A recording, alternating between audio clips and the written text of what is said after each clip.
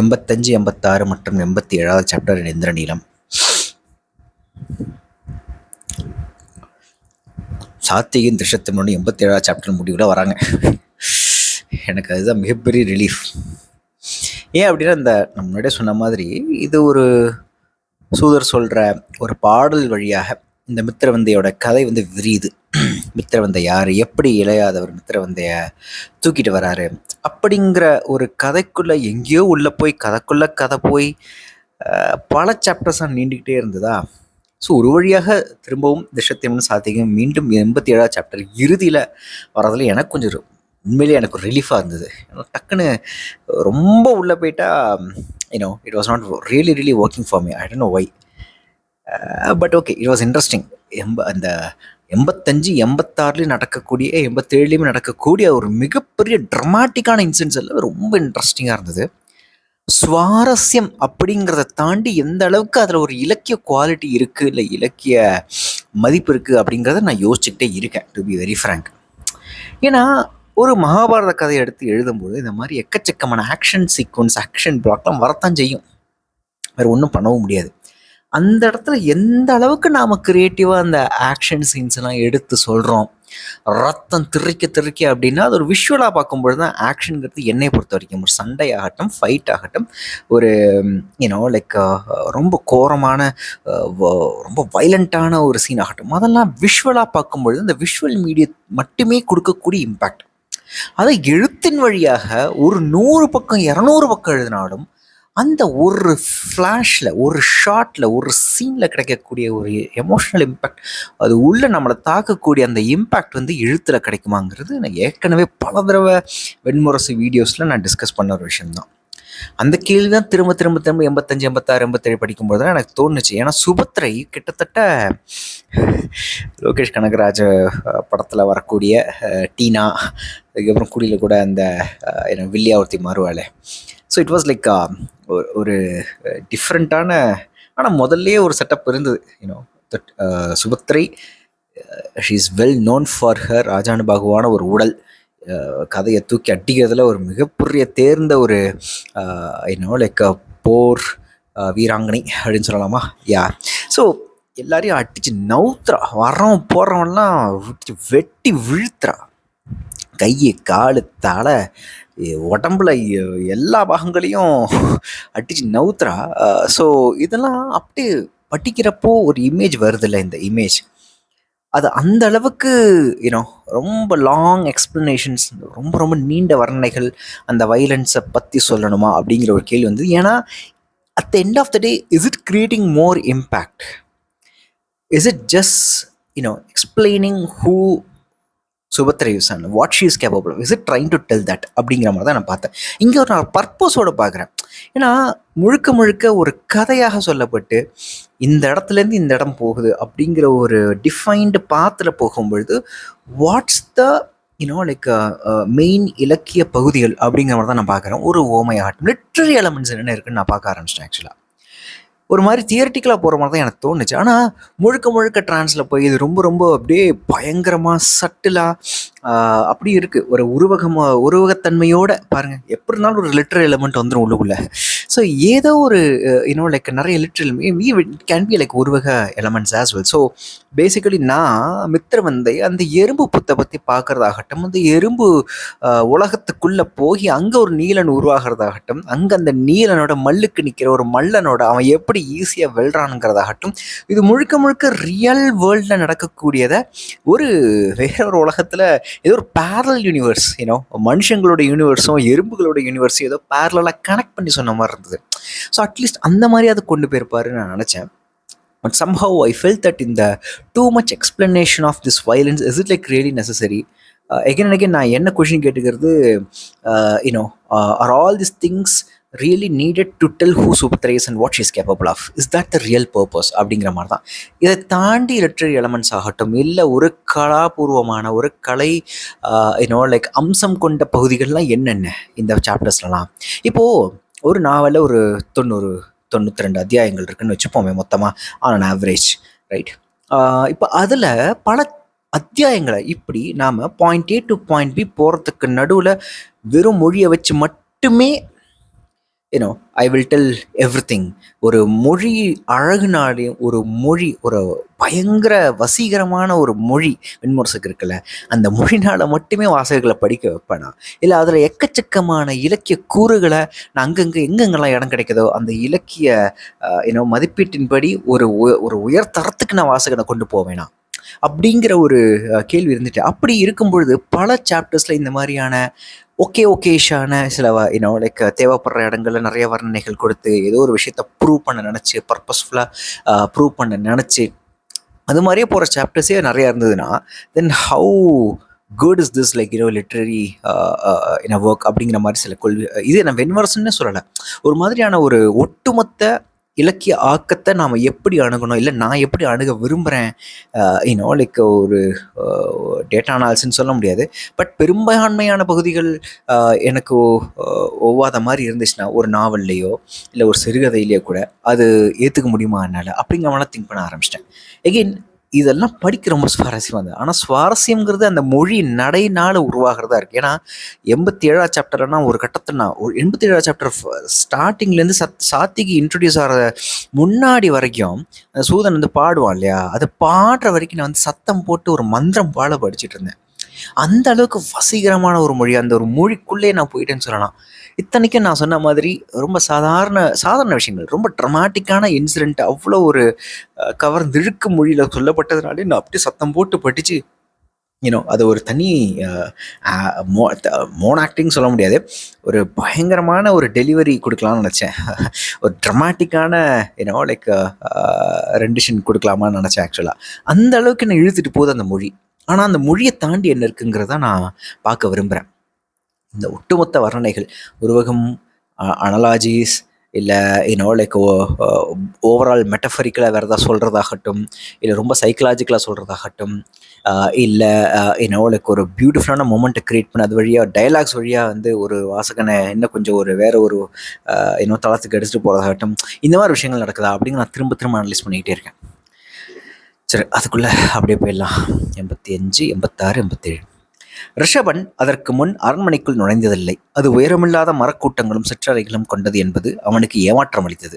ஆனால் உள்ளம் ஒவ்வொன்றையும் வியந்து கொண்டும் இருந்தது. இப்போ ரிஷபன் அப்படிங்கிற அந்த கோட்டை காவலில் இருக்கக்கூடிய ஃபர்ஸ்ட் ரொம்ப சிட்டிலேருந்து அவுட்டரில் இருக்கிறப்ப ஃபர்ஸ்ட் டைம் இளையாதவன் வந்துட்டானா, இவன் வரக்கூடாது தானே, எல்லாத்தையும் லேட்டாக அமிச்சாங்க, இவன் எப்படா வந்தான் அப்படின்னு ஷாக் ஆகி அவன் ஊருக்குள்ளே ஓடுறான்ல. அவன் ஊருக்குள்ளே ஓடுறதே ரொம்ப ரொம்ப ரொம்ப ரொம்ப ரேரான ஈவெண்ட் தான். ஊருக்கு வெளியே தான் வந்து காவல் இருக்கான். he is not like entering into that city like that often அப்படிங்கிற மாதிரியான ஒரு விஷயத்த சொல்லி ரிஷபனோட பாயிண்ட் ஆஃப் வியூலேருந்து நிறைய விஷயங்களை சொல்லி ஒரு ஊர் அவன் எப்படி பார்க்குறான், அந்த ஊருக்குள்ள என்னென்ன விஷயங்கள் நடக்குது, அங்கே இருக்கிற ஆக்டிவிட்டிஸாக சொல்கிறது. எகெயின் இந்த இடத்துல இவ்வளோ பெரிய ஸ்பேஸ் ரிஷபனோடைய பாயிண்ட் ஆஃப் வியூவில் அதை சொல்லணுமா அப்படிங்கிற ஒரு கன்ஃபியூஷன் உண்டாச்சு.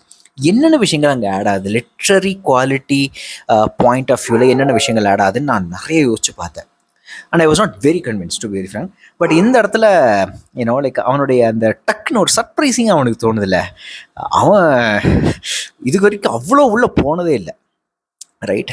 அவன் போய்ட்டு அந்த அமைச்சரெல்லாம் பார்க்க போகிறான், அவ்வளோ உள்ளே போனதே இல்லை. அவனுக்கு இது வரைக்கும் சிட்டிக்குள்ளேயே ரொம்ப கம்மியாக வந்து பழக்கப்பட்ட ஒருத்தன் திடீர்னு லைக் அரசருடைய மாளிகைக்குள்ளெல்லாம் போகக்கூடிய ஒரு மிகப்பெரிய ஒரு நிர்பந்தம் ஏற்படும் பொழுது அவன் அப்படி உள்ளே போகும்பொழுது இந்த மாளிகையெல்லாம் பார்க்குறப்ப இவ்வளோதானா அப்படின்னு பார்க்குறான்ல. ஒருவேளை எனக்கு சொல்கிறப்ப தோணுது அதுதான் பர்பஸுன்ட்டு.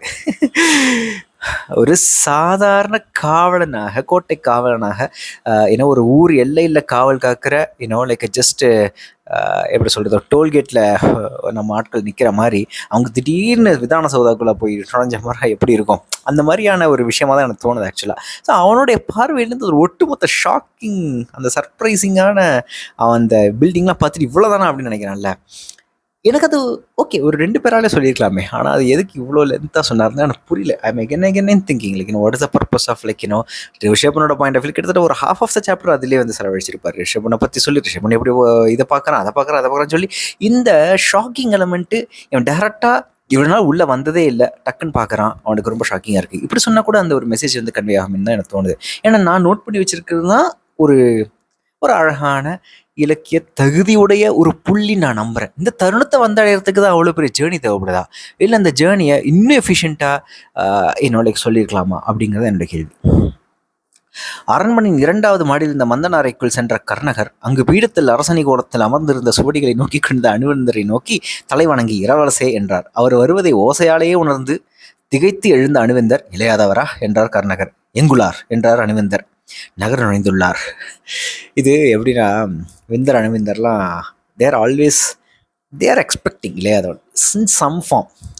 ஒரு ஆபத்து எப்படி இருந்தாலும் வரும், ஆனால் அதுக்கு தேவையான அதை வர விடாமல் தடுக்கிறதுக்கான அத்தனை முயற்சிகளையும் நான் செய்வேன். ஆனால் அது எப்படி இருந்தாலும் வரதான் போகுது. Right? It's almost like waiting for the misery to come and attack us. But we know that will definitely come. But we will put all the measures to stop it, like to come.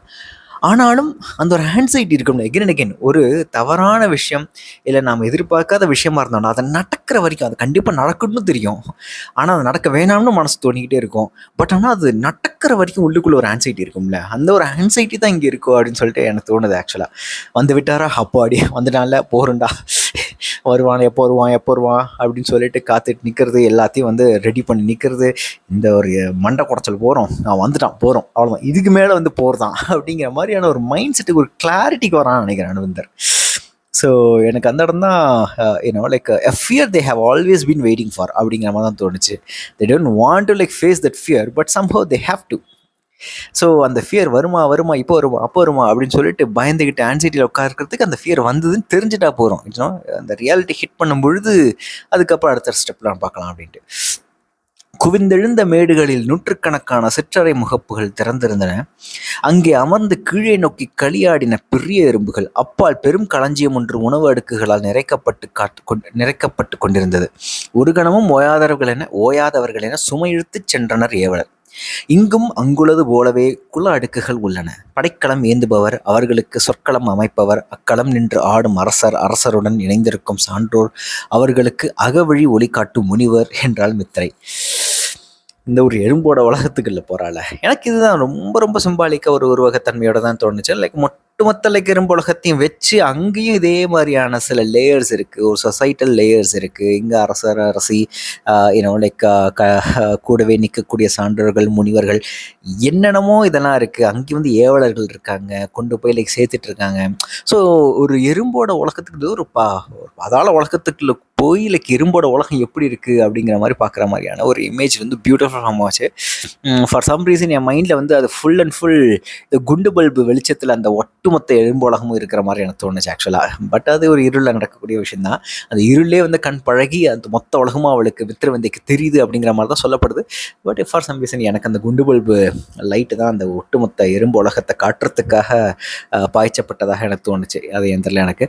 But ஆனால் அங்கே வந்து ஒரு நீலன் வந்ததாகட்டும், ஒரு மல்லர் இருக்கிறதாகட்டும், அந்த ஒரு மல்லனை வந்து நீலன் எப்படி வந்து வீழ்த்துறான் அப்படிங்கிறதாகட்டும், நான் ஒட்டுமொத்தமாக அதான் நான் சொன்ன மாதிரி ஒரு பேரலல் வேர்ல்டுக்குள்ளே நடக்கிறது. இந்த எறும்போட வேர்ல்டு, மனிதர்களோட வேர்ல்டு, எல்லா இடத்துலையும் ஒரு நீலன் இருக்கான். அப்போது ஒட்டு மொத்தமாக இந்த நீலன் ஒரு எக்ஸ்ட்ராடனரி ஹியூமன் ஆர் கிட்டத்தட்ட லைக் ஒரு ராமனுடைய மறுபிறப்பு, விஷ்ணுவோடைய மறுபிறப்பு, எப்படி சொன்னாலும் இது எதோ ஒவ்வொரு ஜீவராசியோட உலகத்துக்குள்ளேயும் இது ஏதோ லைக் ஒரு அவதாரமாக வந்து நிற்கிறாரா அப்படிங்கிற மாதிரியான ஒரு திங்கிங்குள்ள தான் போச்சு. For honestly I believed that ஒட்டுமொத்தமாக இந்த சண்டையை திரும்ப சொல்ல வேணாம்.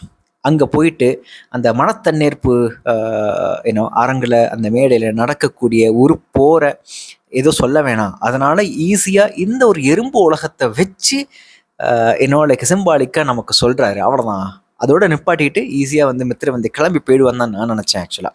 பட் அதுக்கு டோட்டல் ஆப்போசிட்டாக அதுக்கப்புறம் வந்து சுபத்திரை வந்து அவளை கொண்டு போய் அதுக்கப்புறம் சுபத்திரையே வந்து கதாயுதத்தை எடுக்க சொல்லி அதுக்கப்புறம் துரியோதனன் ரொம்ப ரொம்ப ஹீரோய்க்கு எழுந்து நின்று நான் அவனோட சண்டை போட்டேன் அப்படின்னு சொல்லி it went in to a total different direction தான் நான் நம்புறேன் ஆக்சுவலாக. தன் சித்தம் திகைத்து மயங்கி நிற்பதை உணர்ந்தாள். கரும்பாறை என்று அவள் பாதை மேல் அமைந்திருந்தது அக்கணம். ஐயோ இக்கணம், இது நான் நோக்கி இருந்த கணம். இன்று சற்றே அஞ்சினாலும் இது என்னை விட்டு விலகிச் சென்றுவிடும் என்று அவள் சித்தம் தவித்தது.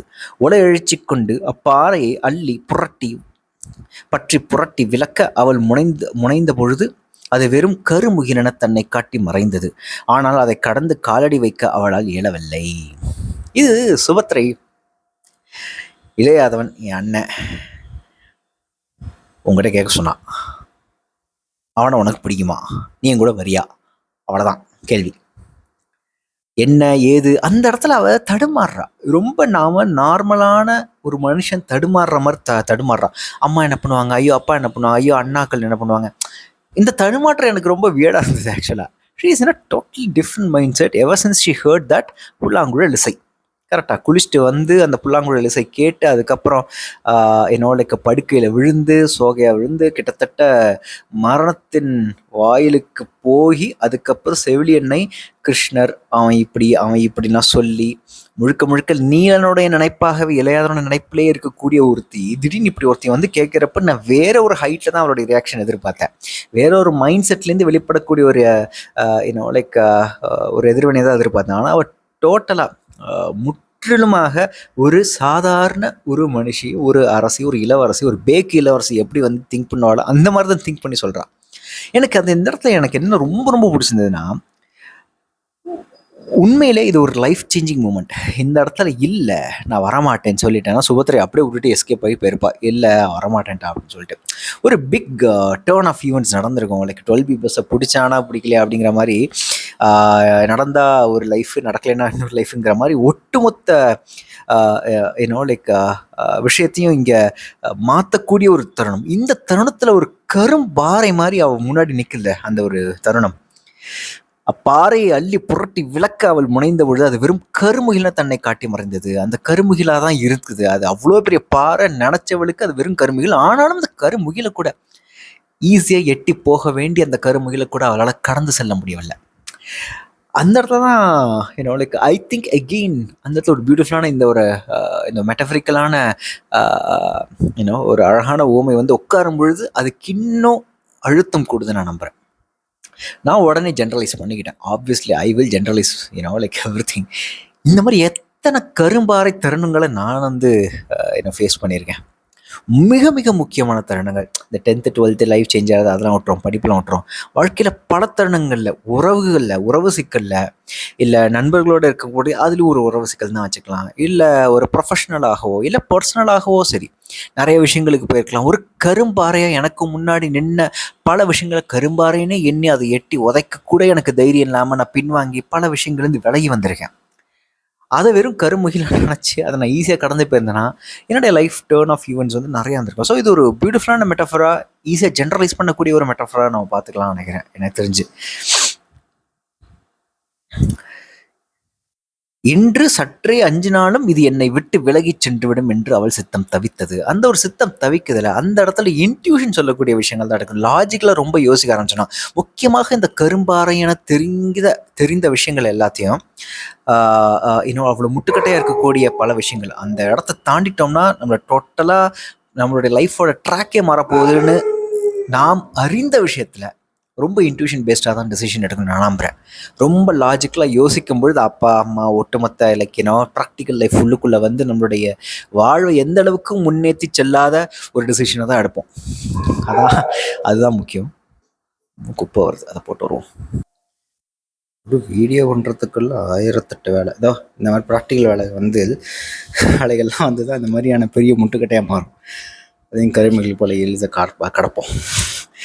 புலி அன்னையால் குருளை என கவ்விக்கொண்டு செல்லப்படுவதாக மித்திரவந்தை உணர்ந்தாள். இது சுபத்திரையோடைய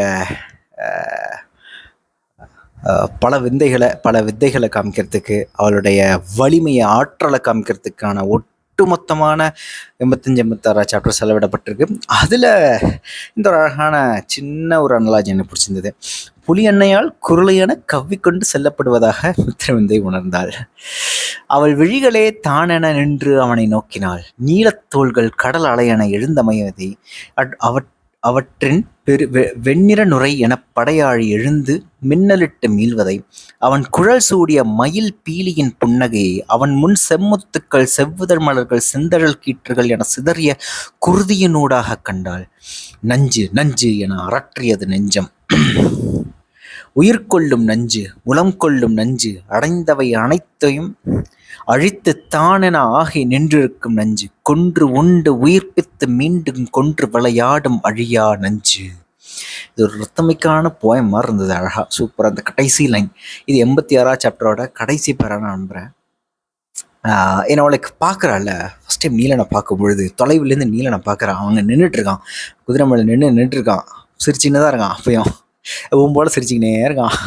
ஸோ யூனோ உண்மையிலே அந்த நஞ்சு நஞ்சுன்னு சொல்கிற இடங்கள் இருக்குல்ல, லைக் ஆப்வியஸ்லி இந்த மாதிரியான எக்கச்சக்கமான நீலனை பற்றின, முக்கியமாக நீலனை அணுகி அறியக்கூடிய அத்தனை இளவரசிகள், அத்தனை மனைவிகளுடைய பார்வையினால நீலனை பற்றின வர்ணனைகள் இருக்குல்ல, அதெல்லாம் ரொம்ப பொயட்டிக் எக்ஸாச்சுரேஷனாக தான் இருக்கும்.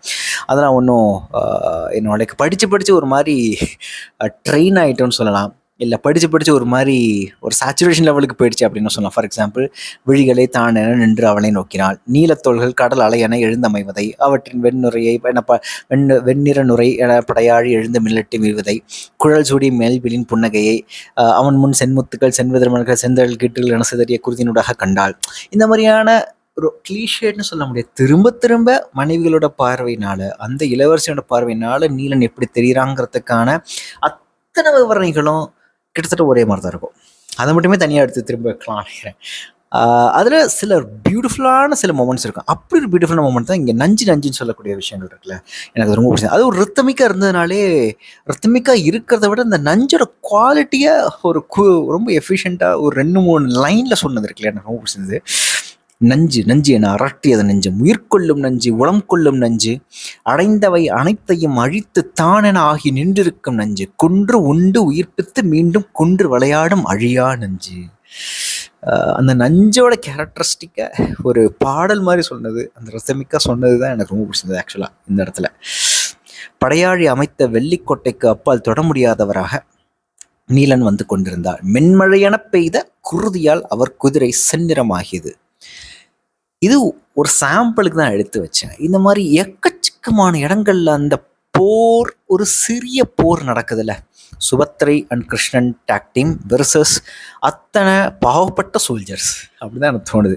எத்தனை சோல்ஜர்ஸ் ஆகுறானுங்க, ஓ மை காட், எத்தனை ஏவலர்கள், எத்தனை சோல்ஜர்ஸ் வந்து செத்துக்கிட்டே இருக்காங்க.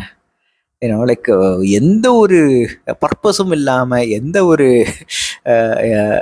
லைக் சுய கொள்கையும் இல்லாமல் ஜஸ்ட் லைக் தட்னு சாவுறாங்களே, ஒரு நம்பர்ஸ் மாதிரி சாவுறாங்களே. போரில் இருக்கக்கூடிய வாட் எவர் போர் இட் இஸ், ஒரு சிறிய போராக இருந்தாலும் இதுதான் ரைட். அந்த இடத்துல இருக்கக்கூடிய மைய கதாபாத்திரங்களான விந்தர், அணுவிந்தர், கிருஷ்ணர், இல்லை வந்து துரியோதனன், சுபத்ரை, மித்திரவந்தை, இந்த கேரக்டர்ஸ் மட்டும்தான் முக்கியம். இது எல்லாமே உதிரிகள், லைக் உதிரி பூக்கள்னு சொல்ல முடியாது, உதிரிகள் தான், எல்லாமே உதிரிகள் தான்.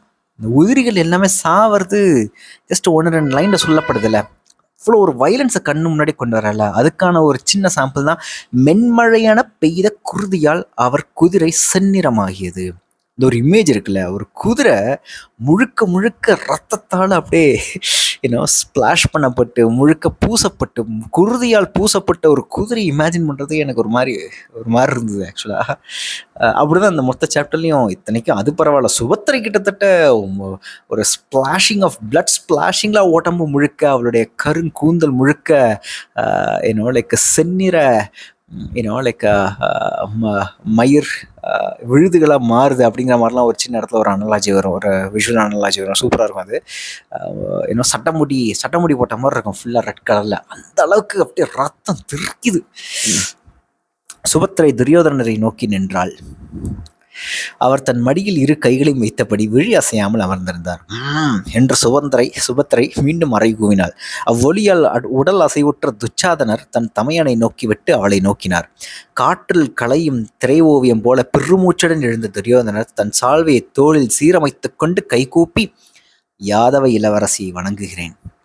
கதாயுத நெறிகளின்படி நான் பெண்களுடன் போரிடுவதில்லை என்றார். மேலும் தாங்கள் என் ஆசிரியரின் தங்கை. இங்கு பெருங்கதையை தாங்கள் தூக்கிய முறைமை எனக்கு மட்டுமே என் ஆசிரியர் கற்றுத்தந்தது. சுழற்சி விசையை ஆற்றலென்றாக்கும் வித்தை அது. இந்த இடத்துல எகெயின் ஒரு respect for Duryodhanan increased for me. Subhadra association அதோ புருஷன் நீ மாதிரி ஏற்றிக்கினே இருக்கான். என்னால் கிளையாதவன் சரி இவள்கிட்ட பொறுப்புடிங்க, அதெல்லாம் என்ன நெறின்னு ஒன்று கிடையாது, மனத்தன்னேற்பு நெறி இல்லை இதுக்குன்னு ஒரு நெறியெல்லாம் எதுவும் கிடையாது. நெறிகளை மீதி அரைகூவல் விட்டுட்டா சுபத்திரை.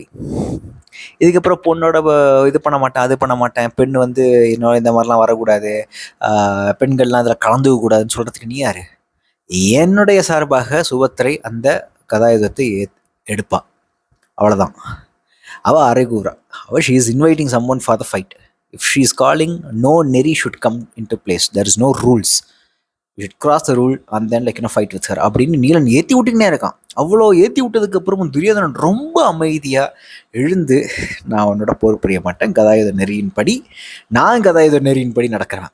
அவங்க ஒருத்தன் என்ன வேணா கத்திட்டு இருக்கட்டும், ஆனால் நான் கதாயுத நெறிப்படி நடக்கிறவன் அப்படின்னு சொல்லக்கூடிய ஒரு மைண்ட் வாய்ஸாக தான் நான் பார்த்தேன். இன்டெரக்டாக வந்து இளையாதவன் சொல்லக்கூடிய அத்தனை நெறிகளையும் நீ தூக்கி சாப்பிடணும், அத்தனை நெறிகளும் வந்து ஒன்றுமே இங்கே வேலைக்காகாது, எவனாக இருந்தாலும் வாங்கட சுபத்திரைக்கு எதிராக அப்படின்னு அவன் தூண்டி விட்டுக்கிட்டே இருக்கான்ல. அந்த தூண்டுதலுக்கு எதிராக ஒரு அமைதியான மனநிலையோட என்னுடைய நெறிப்படி தான் நான் நடப்பேன், இவன் தூண்டி விட்றாங்கிறதுக்காக நான் வந்து நடக்க மாட்டேன் அப்படிங்கிற மாதிரி எனக்கு தோணுது.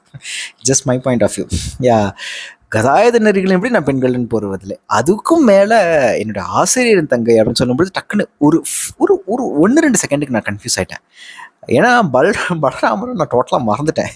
அவர் எங்கே பிக்சர்லேயே இல்லையா, அதனால் வந்து சரி இளையாதவன் இவனுக்கு எப்படி ஆசிரியரானா அப்படிங்கிற மாதிரி டக்குன்னு ரியலைஸ் ஆகி, அதுக்கப்புறம் ஓ மை காட் பலராமன்ல ஒன்றதான கதையை படித்து நான் கற்றுக்கிட்டான் அப்படிங்கிற மாதிரியான டக்குன்னு ஒரு ஞாபகம் வந்து, அவருடைய தங்க நீங்கள் உங்கள்கிட்டலாம் வந்து இது பண்ண முடியாது அப்படிங்கிற மாதிரி சொல்லிட்டு ரொம்ப ரொம்ப சாஃப்டாக விட்டுட்டுறான்ல. ஸோ எனக்கு நெக்கின் இந்த இடத்துல துரியோதனன் மேலே ஒரு மிகப்பெரிய ஒரு ரெஸ்பெக்ட் வந்து, துச்சாதனன் வேறு மாதிரி ஏதாவது ஏற்றி விடுவான்னு நினச்சேன். பட் ஆனால் ஹீ இஸ் ஆல்சோ எங்கள் அண்ணன் சொன்னதுக்கப்புறம் ஒரு இதுவும் இல்லை, இவ தான் வென்றிருக்கா, இளையாதவனே வந்து மித்திரை வந்து தூக்கிட்டு போட்டோம் அப்படின்னு அவன் சொல்கிறதாக்கல. அதையும் மீறி பின்னாடி தொடர்ந்து வராங்க இந்திரனுடைய படைகள். பார்கவியா வேறு அந்த அரசி, அவள் வந்து ரொம்ப டென்ஷன் ஆகி எல்லாரையும் அனுப்புகிறான். அந்த சீன் எகெயின் தேவையா? என்ன ஒரு ரெப்பிட்டேட்டிவ் சீன் மாதிரி தானே இருக்குது திரும்ப திரும்ப. ஸோ என்னோட அது தேவையா? ஏன்னா ருக்மிணியை தூக்கிட்டு வந்தப்போ அந்த மாதிரி சீன் இருக்குல்ல. ஸோ கிட்டத்தட்ட தமிழர்கள் எங்கெல்லாம் இருக்காங்களோ, தமிழர்கள் வந்து சும்மா இருக்க இன்னும் ஜாலியாக இருக்க மாட்டாங்க. பொண்ணை தூக்கிட்டு போனால் எல்லாம் பிடிச்சி கடைசி உயிர் போகிற வரைக்கும் வென்று இல்லை வெல்லணும்னு நினச்சி போரிட்டு தான் வந்து எதிர் உயிரை விடுவாங்க, இல்லைன்னா தோற்று போவாங்க. ஸோ அந்த மாதிரி தான் அண்ணன்களுடைய கதாபாத்திரம் இந்த நாவல் முழுக்க இருக்குது. ருக்மி ஆகட்டும், இப்போ விந்திரா ஆகட்டும், அந்த சீன் தேவையில்லையோ. ஏன்னா துரியோதனே கூப்பிட்டு வச்சு தடுத்துருக்கலாம். ஏன்னா அணுவிந்திரா அவனுக்கு ரொம்ப க்ளோஸ் தானே. ஸோ அந்த இடத்துல Duryodhana why he hasn't taken any like step to stop them அப்படின்னு எனக்கு புரியல ஆக்சுவலாக. எத்தனை உயிர் உண்டால் இதன் பசி தனியும், குருதியாடும் தோறும் அது ஒளி கொண்டது, காதலில் நெகிழ்ந்த கை என சூழ்ந்து கொண்டது, கல்வியளித்து விளைத்தரும் ஆசிரியனின் தலை தொடும் வாழ்த்து போல கனிந்து உயிர் கொய்தது. பாஞ்சாலரே, இது வந்து ஒரு லைனு, இது ஒரு பேரா, அதோட சேர்த்து இன்னொன்று படிக்கணும். பாஞ்சாலரே, அவர் நம்முடன் கொள்ளும் உறவு 4 வகை என்கின்றன தொல்நூல்கள். தேடி வந்து முளையர்ந்து கன்றுக்கு கனிந்தூட்டும் பசு, தன் குட்டியை வாயில் கவ்விச் செல்லும் புலி, குட்டி தன்னை கவ்வி கொள்ள வேண்டுமென என்னும் குரங்கு, சினந்தால் குட்டியை உண்டுவிடும் பன்றி, ஆனால் 5வது வகை ஆசிரியர் ஒருவர் உண்டென்று இப்போது அறிந்தேன் என்றான். ஸோ இந்த ஒட்டுமொத்த லைக் இதுலேயும்